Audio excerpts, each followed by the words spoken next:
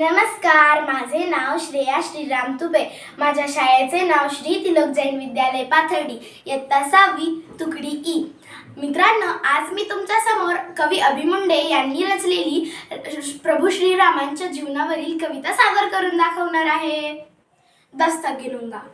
राम पढ़ते ही, लिखते ही, सुनते ही, देखते ही या फिर दिखते ही, जो विचार पहले अपने मन में आता है उसे बांध कर रखिए. मैं पूछूंगा 1 2 3 4 5 6 7 8 9 हाथ काट कर रख दूंगा अगर ये नाम समझ आ जाए तो.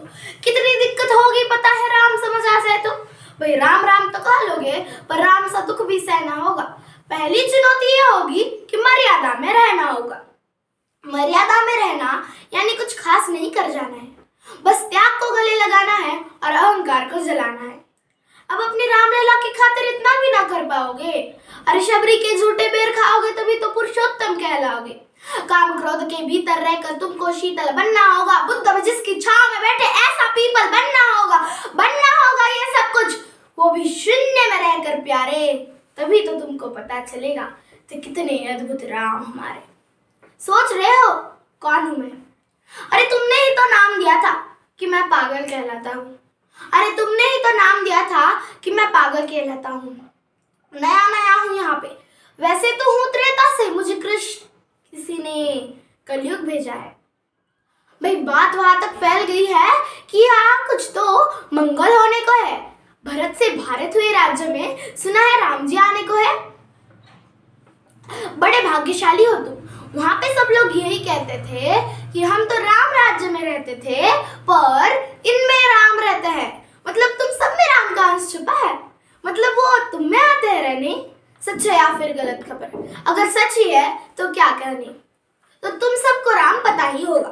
अरे घर के बड़ों ने बताया ही होगा. तो बताओ क्या है राम? अरे बताओ. या फिर सिर्फ हाथ धनुष तरकश में बाण वन में जिन्होंने किया गुजारा, या फिर कैसे रावण मारा. लक्ष्मण जिनको कहते हैं भैया, जिनकी पत्नी सीता मैया, ये तो हो गई वही कहानी. एक था राजा एक थी रानी. क्या तुम लोगों को सच में राम पता है, या फिर वो भी आकर हम बताए. बड़े दिनों से हूँ यहाँ पर, देख रहा हूँ सब कुछ. कब से प्रभु से मिलने आया था, उन्हें छोड़कर मिला हूँ सबसे. एक बात कहूँ अगर बुरा ना मानो, नहीं तुम तुरंत ही क्रोधित हो जाते हो. पूरी बात तो सुनते नहीं, सीधे घर पर आ जाते हो. ये तुम लोगों के नाम जपो में पहले सा आराम नहीं. जबरदस्ती के जय श्री राम में सब कुछ है, बस राम नहीं. ये राजनीति का दाया बाया जितना मर्जी खेलो तुम. दाया बाया. अरे दाया बाया, ये तुम्हारी वर्तमान प्रादेशिक भाषा में क्या कहते हैं उसे? हाँ, लेफ्ट एंड राइट. ये राजनीति का दाया बाया जितना मर्जी खेलो तुम, लेकिन चेतावनी को मेरे अपने ध्यान में डालो तुम. निजी स्वार्थ के खातिर अगर कोई राम नाम को जपता हो तो खबरदार. अगर जुर्रत की और मेरे राम को बांटा तो भारत भू का कवि हूं मैं. तभी निडर होके कहता हूँ राम है मेरी हर रचना में, मैं बजरंग में रहता हूँ. भारत की नींव है कविताएं, सत्य हमारी बातों में. कभी कलम हमारी तीखी, कभी साहित्य हमारे हाथ. तो सोच समझ कर राम कहो तुम. ये बस आतिश का नारा नहीं. जब तक राम हृदय में नहीं, तब तक तुमने राम पुकारा नहीं.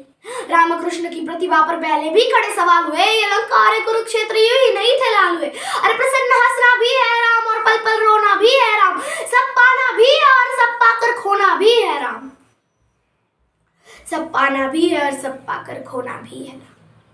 और क्या ही पता. पर शिव जी का वरदान चाहिए.